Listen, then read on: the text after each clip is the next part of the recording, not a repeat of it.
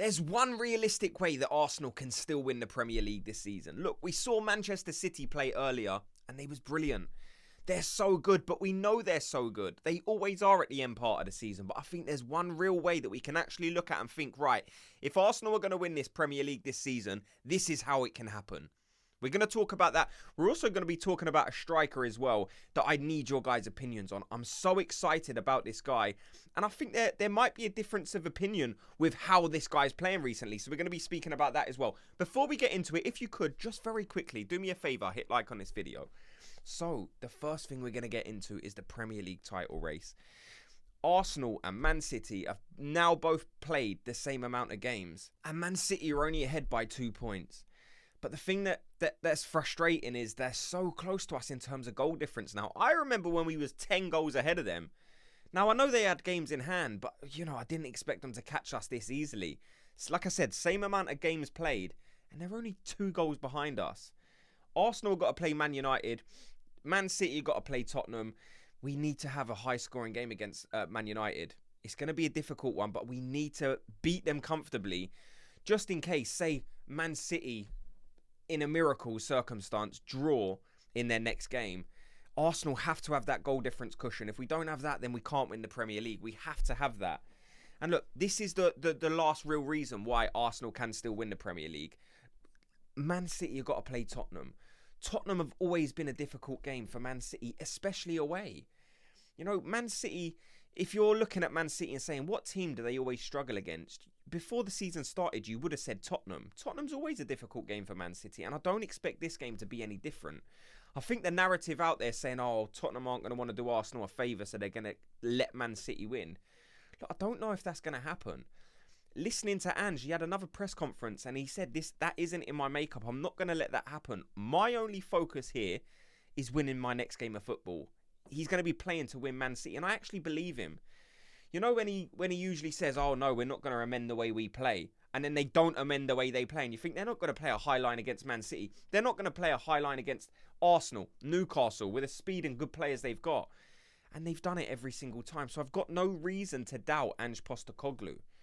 I actually do think he's going to try and win that game against Man City. And if they do that, I honestly believe Man City can drop points. Look, Man City are impressive. You don't even have to look at their last game. All you got to do is look at their last 10 games, 20 games. Man City are brilliant.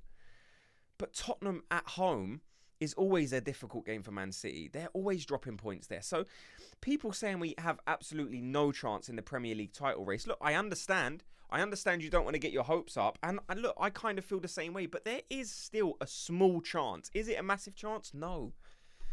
But we're losing that game to Aston Villa. We put it in their hands. That's just the way it is now. I don't blame anyone for losing that game against Aston Villa. I think a loss was always on the cards. I don't think you can continue playing the way that Arsenal have been playing and win every single game. Look at our form since the turn of the year. What are we in now? May. I swear we've only lost 1 game. So you can't blame that loss to Aston Villa, because whether it be Aston Villa or Man United or Tottenham or any other team we've played, Bournemouth, we was always going to lose. We was never going to go unbeaten for the whole of 2024 for the remainder of this season. That's not realistic. Arsenal were always going to lose 1 game. I'll be straight up with you. I thought we was going to drop more points. Not recently in these past few weeks, but if you're looking at it, if you asked me in December and you said how many times are Arsenal going to draw or lose, I probably would have said, well, we'll probably lose once and we might draw a couple of times. But that hasn't happened. We've been even better than I thought. Our form coming into this end part of the season has been way better than our form in the early part of the season. And that's where Arsenal have dropped points. So I don't think you can look at that Villa game and say, oh, that's the only reason we lost the title, because I don't think that is the reason. I think there's much more validity in the claims that Arsenal lost the title in them 2 London games against Fulham and West Ham. I think those 2 losses damaged Arsenal's title hopes. I don't think the loss against Villa was the end of the world. Like I said, we was always going to lose. But Man City, now, we're kind of relying on them to drop points. Can they drop points? Of course they can. Like I said, they're playing a good team, probably not in the best run of form. And Ange is probably hoping to kind of salvage something for the rest of the season. Look, Ange, early on in this season, He was being built up to be this unbelievable new style of manager that no one's ever seen before. He's the new wave. Look what he's playing. He's playing a high line. He's relentless. He doesn't care who he's playing on. He doesn't amend his tactics. Recently, he's been caught out, and I think he might have to change his tactics in that Man City game. But will he do that? I don't know. But you're kind of just looking at it and saying, it's not over. I understand, like I said, people don't want to get their hopes up, but I do still think there's a small chance. It's going to be difficult. All Arsenal can do, though, is focus on that game against Man United tomorrow. It's going to be quite difficult, but I do think we can go there and score 3 goals. I think if we can go there and score 3 goals, Man United ain't going to score 3 goals against us. So just go there and score 3 goals. Look, we have the players to do it, of course. The only annoying thing is there's been sort of rumours these last few days coming out that maybe Bukayo Saka might miss the game. Do I think that's going to happen? I never know with Mikel Arteta. You never know how to read him in these press conferences because he's always saying one thing. You know, he's always kind of playing mind games, isn't he? He'll say, nah, this player ain't ready. And then they start. Nah, this player's not ready for another couple of weeks. And then they're on the bench. So it's difficult to try and figure out if these rumours are true on Bukayo Saka.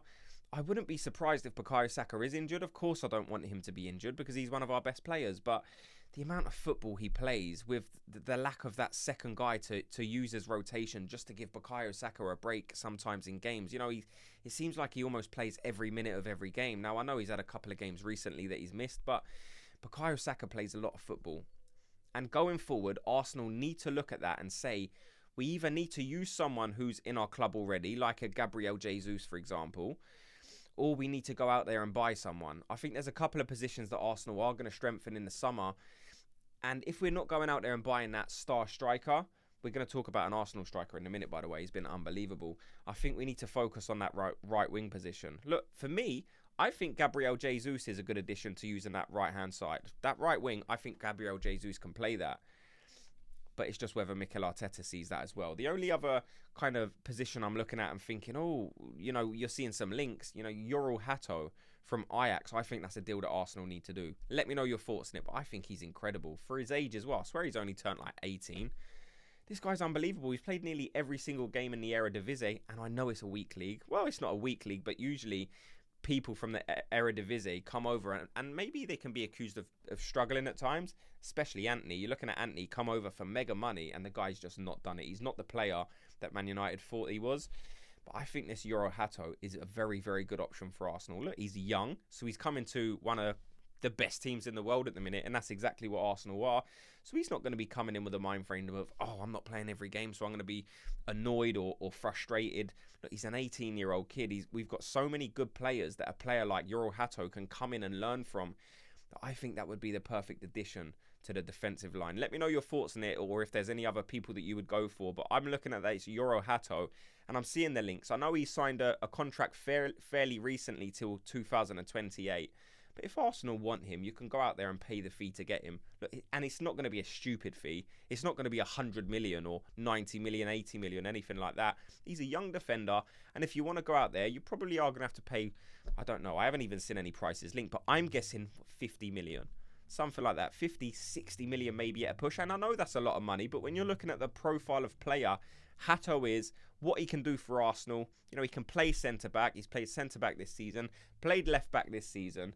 So I think if we can go out there, get a right winger, bring in jorrel Hato and a central midfielder, because, and the striking situation is what we're going to talk on now, because I'm interested in this player. Look, chibo Obi Martin, we've spoke about him so many times on this channel. I know a lot of you guys are excited about him.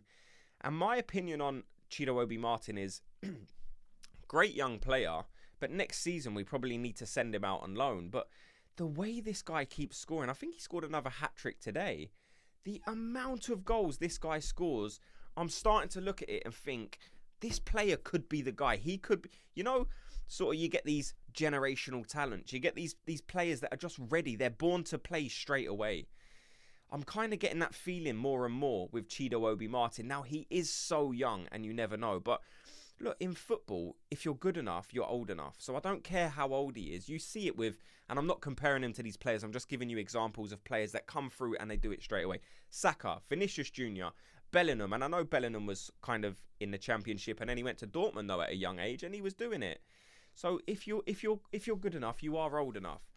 And if this guy keeps scoring that amount of goals, I might even look at it and say, I might even introduce him into the team next season. If he keeps scoring 3, 4, 5, 6, he's scoring 10 goals a game in some of the games. At the level these kids are even playing at, you're a special player to be doing that. So I definitely think a player like Obi Martin has ability, and this is where I need your guys' opinion.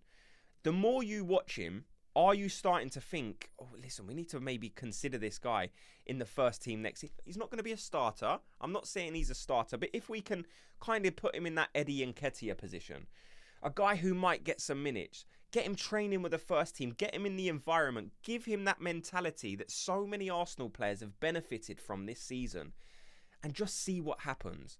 Like I said, I'm not fully convinced on that train of thought right now. But if he keeps scoring, I know there's probably only a couple of games left in their season, but I definitely think it's something to consider. If he's scoring that many goals, just have a look at it. Just have a look at him in pre-season. If not, send him to a good team on loan. That would be my opinion. Let me know your thoughts on everything you've heard in this video. Do you think Man City are capable of dropping points? Do you think the result against Tottenham will be a good one for Arsenal? Do you think Tottenham have a chance of beating Man City? Let me know your thoughts on Obi Martin. Thanks so much to everyone for watching and listening. If you could, before you go, just quickly do me the favour of giving me a thumbs up on this video. Just like it and subscribe, and I'll speak to you all in tomorrow's video. Gooners, have a good day.